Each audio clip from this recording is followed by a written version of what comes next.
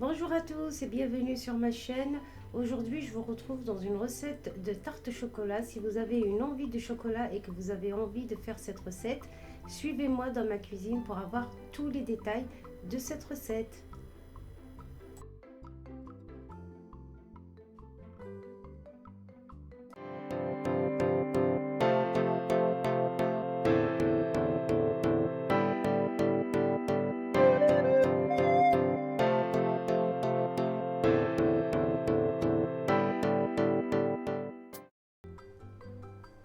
Alors pour les ingrédients, ça va être hyper simple. Ici j'ai 200 g de chocolat. Alors j'ai pris 150 g de chocolat au lait et 50 g de chocolat noir, mais vous pouvez mettre du chocolat noir ou du chocolat au lait comme vous voulez. Moi j'aime bien mélanger les deux. Ici j'ai 180 g de crème liquide à 30%, vous pouvez aller jusqu'à 200 g. Donc moi j'ai pris 180 parce que j'ai quand même beaucoup de chocolat au lait, mais si vous prenez que du chocolat noir, mettez 200. Donc pour ma part, j'ai mis 180 g de crème liquide à 30%, mais qui est fraîche. Donc là je vais la remettre au frais puisque je ne vais pas faire ma ganache tout de suite. Ici j'ai 2 bananes, comme vous pouvez les voir, elles sont assez mûres, donc pas la peine de prendre des bananes toutes fraîches, donc les mûres c'est mieux. Donc là celles-ci je vais les écraser en purée, donc je vais les mettre de côté avec un filet de jus de citron et un peu de sucre vanillé. Je vais les mettre de côté et donc on va commencer la préparation. Je vais juste mettre ma crème liquide au frais et je reviens. Hop, donc j'ai préparé une pâte sablée.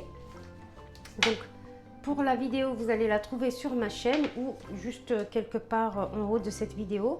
Donc j'ai foncé mon cercle. Je vais déjà commencer par... Alors je vais vraiment vous donner toutes les astuces pour réussir votre pâte, pour pas qu'elle soit trop dure quand vous la coupez, limite vous allez casser l'assiette. Mais en même temps, il faut qu'elle reste quand même croquante. Donc elle est hyper fraîche. Je vais la piquer comme ça avec ma fourchette.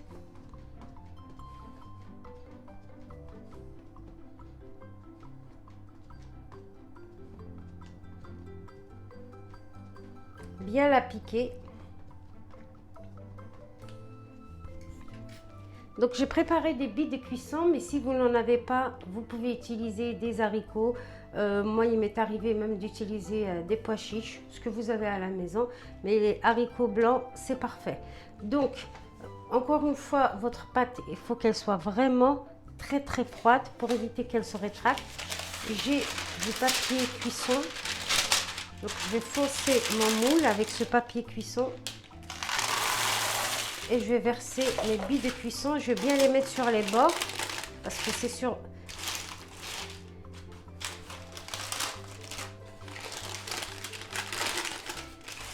C'est pas grave si vous n'en avez pas beaucoup au milieu.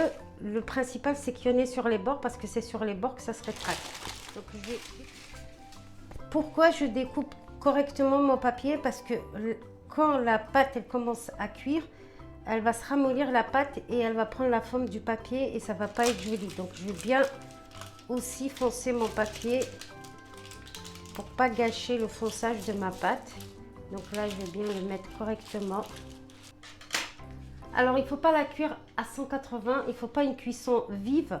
Moi je vais la cuire à 160-165 entre 20 et 25 minutes. D'accord? Je vais pas agresser ma pâte.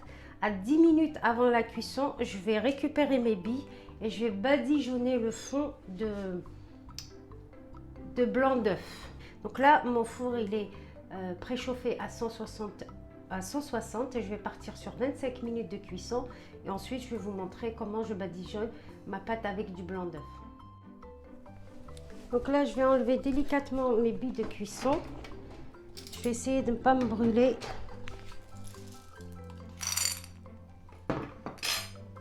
Comme vous pouvez le voir, les bords, ils n'ont pas bougé. Donc là, c'est ce qu'on appelle une cuisson à blanc.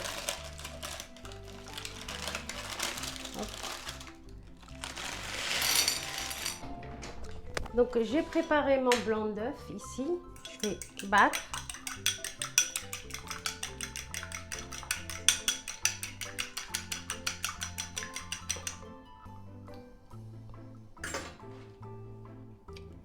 Donc là, non seulement je vais avoir une belle couleur, mais aussi quand je vais mettre ma garniture, ça va me permettre de ne pas détremper ma pâte.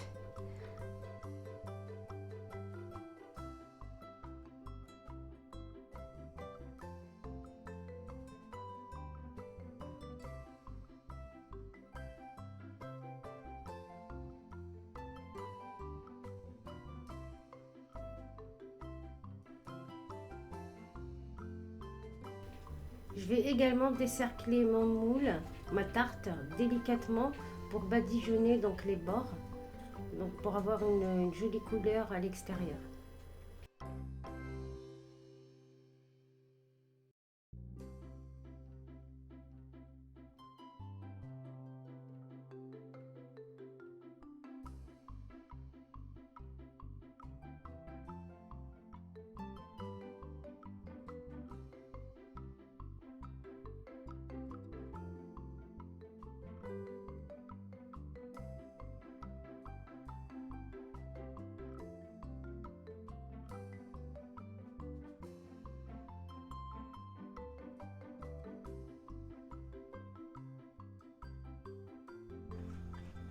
Et là, je vais remettre à nouveau pour 10 minutes.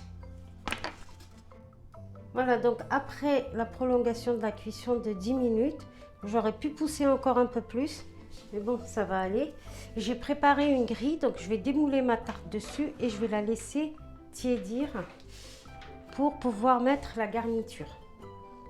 Donc je vais l'enlever délicatement en essayant de ne pas la casser.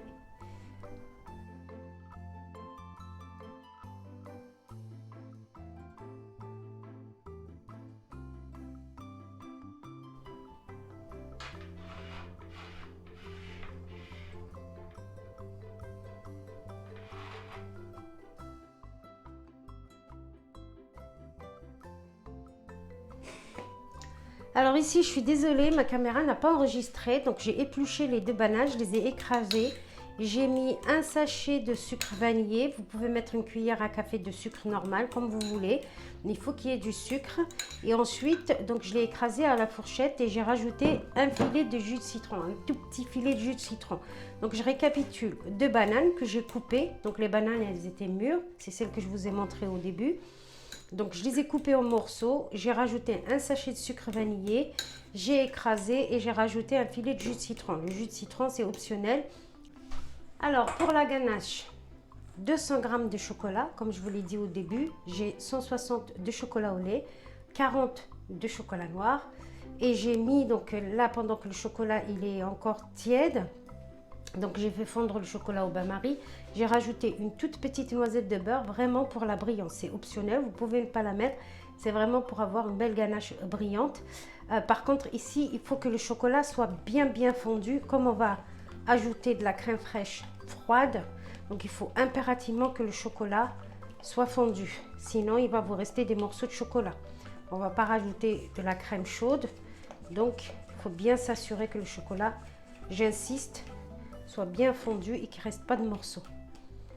Donc là je mélange ma petite noisette de beurre,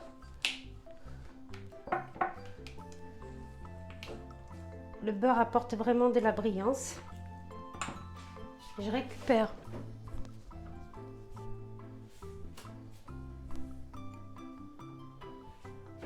mes 180 g de crème liquide.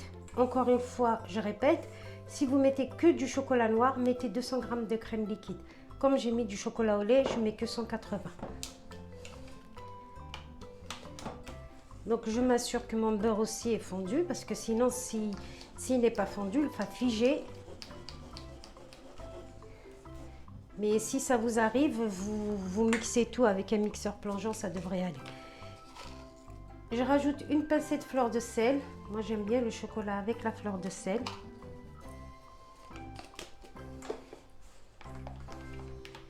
Donc là, tout est OK.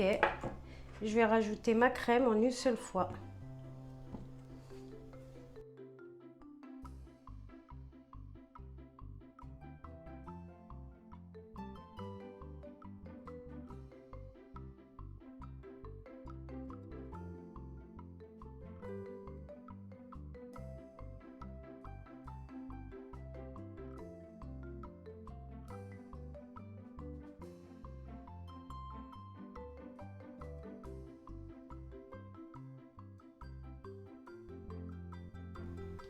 Donc là, j'ai tous mes éléments.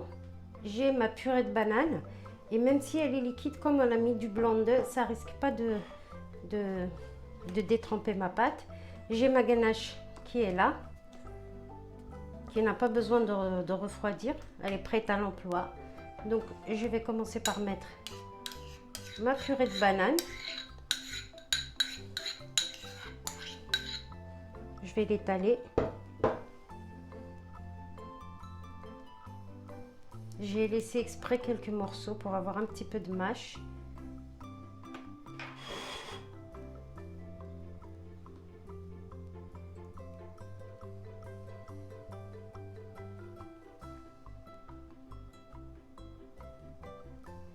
Et là, je vais mettre ma ganache.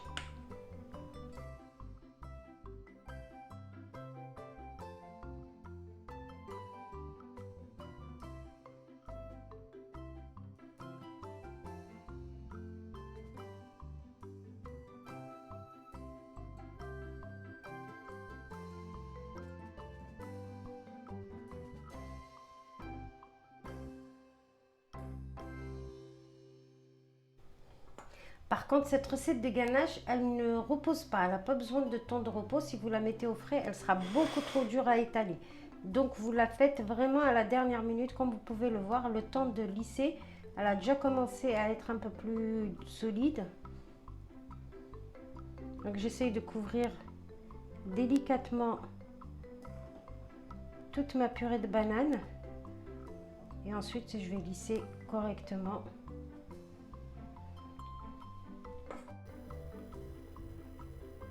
Donc, une fois que j'ai égalisé, n'hésitez pas à plonger votre spatule dans un peu d'eau chaude pour bien lisser.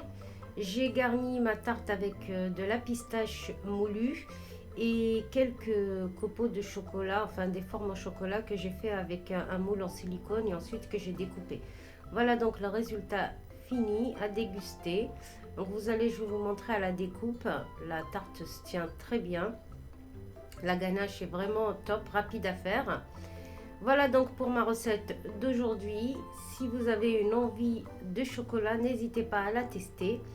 Il ne me reste plus qu'à vous souhaiter un bon appétit. Et si vous avez aimé la vidéo, comme d'habitude, n'hésitez pas à liker. Et si vous n'êtes pas encore abonné, je vous invite à vous abonner. On se retrouve dans une prochaine recette. À bientôt.